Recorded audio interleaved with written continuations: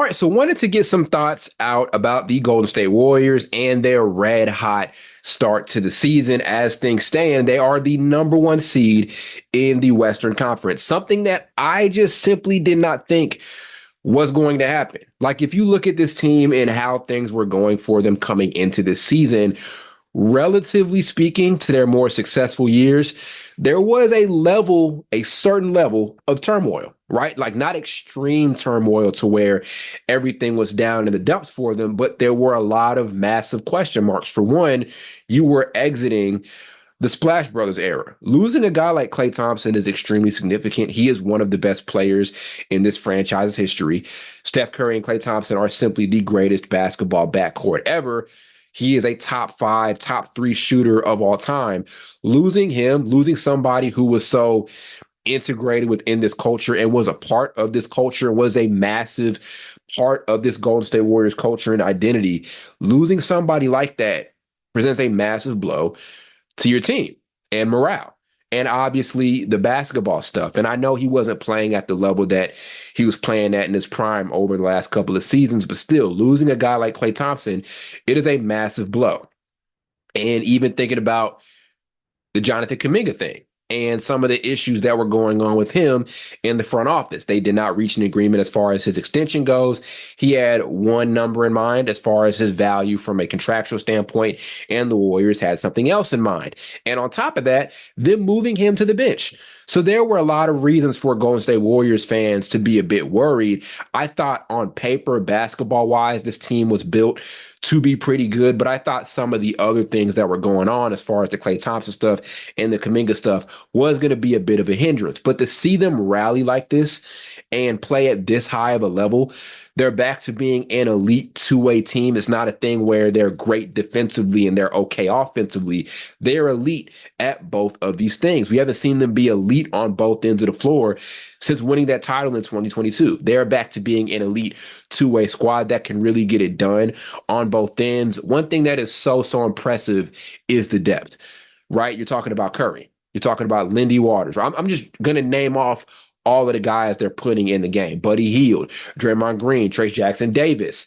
On top of that, Brandon Pajemski, Jonathan Kuminga, Moses Moody, Gary Payton II, Kevon Looney. Like, this is such a deep team. They have so many guys they can rely on to come in and perform. I'm not even thinking about DeAnthony Melton, who was hurt now, right? Who also was heavy in the rotation and would have continuously been heavy in the rotation if he wasn't injured. Not even mentioning Kyle Anderson, who I don't believe even played in the game against the Pelicans here tonight. They're such a deep team, and there's a good balance of like these veteran guys and also your younger players, like your Trace Jackson Davises of the world and things like that. I didn't even mention in that rotation, Andrew Wiggins, who has just been so good this season so far. The depth is just so significant. This is a really deep team. And if you look at how they're really picking up the slack around Steph Curry, it's evident that their depth is helping them win these games. This is not a dominant Stephen Curry season at all. He's averaging 24 points per game. And I'm not saying those are bad numbers because they're not bad numbers. Those are still elite all-star numbers.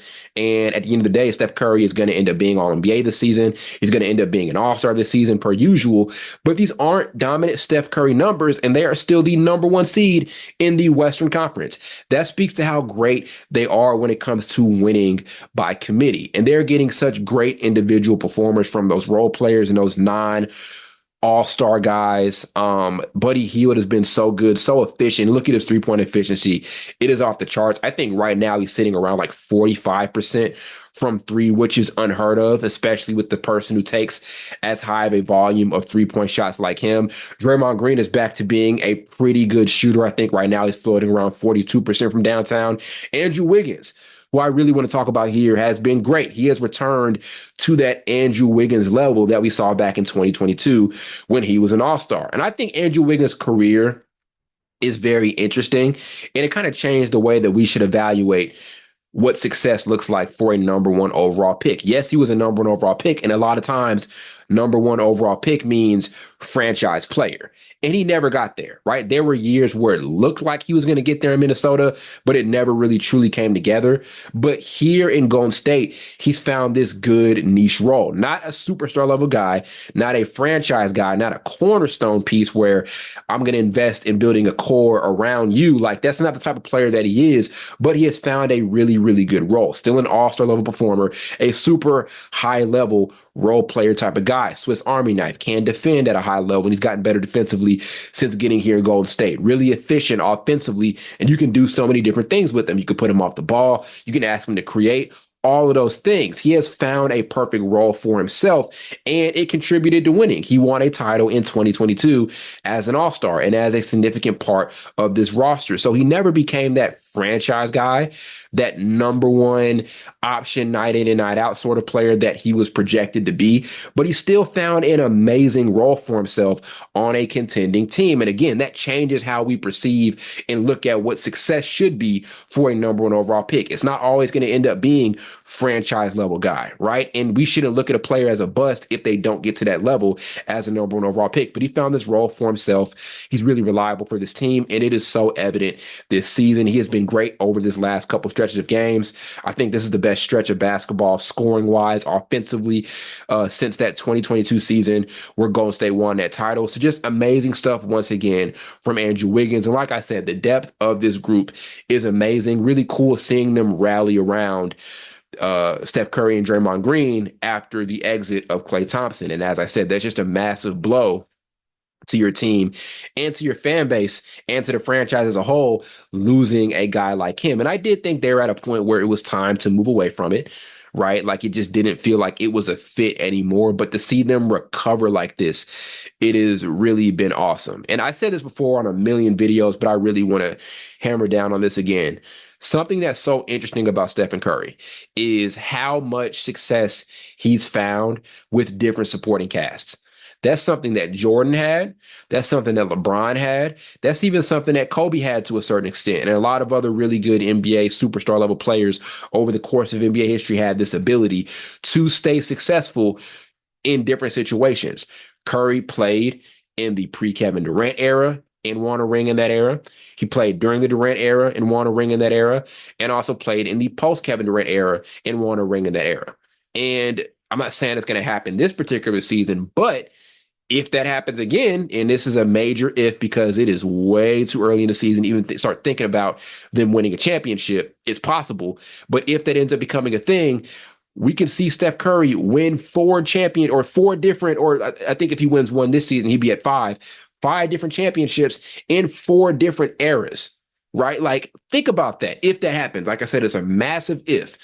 Massive hypothetical, but if he can bring one home for Golden State, that is like five championships in four completely different eras for Golden State. And he's the common denominator. That's a ring with the Klay Thompson era and the Draymond Green era before Kevin Durant. Then there's the two he won with Durant. Then if he can bring one home this season, and again, that's a massive hypothetical, that's two in the post-Kevin Durant era, one of which coming in the post-Klay Thompson era, in the post-Splash Brothers era.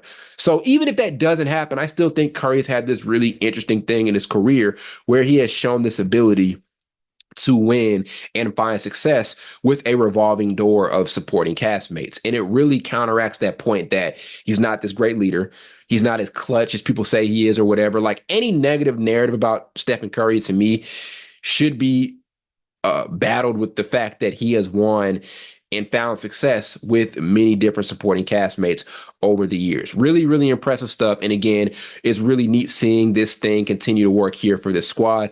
Credit to Steve Kerr as well. He's tailored this offense to fit this group. It's not the same offense they ran with Kevin Durant, not the same offense they ran before Kevin Durant got there. There are still some similar principles. There's still the split actions and stuff like that, but it's still a different offense in theory. There's still different ways they're utilizing guys. There's a lot of guards in this roster, so a lot of stuff happening through their guards.